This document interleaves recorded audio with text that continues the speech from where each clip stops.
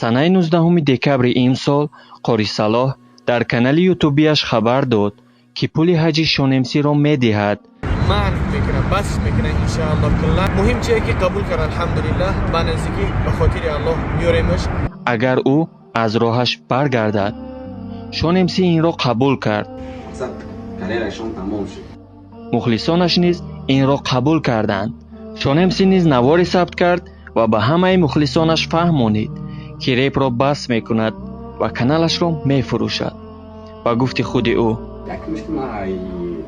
хела қарздори калон будам, қариб 90% қарз мондагим, 80-90% қарз мондагим ва як камаке ки дигар мондагим, мехом ба фурӯхтани канал полни қарзонам канал 0 кунам, қати 200 миллион асухтам, баъд хеле рас шуд, озод смела макабр.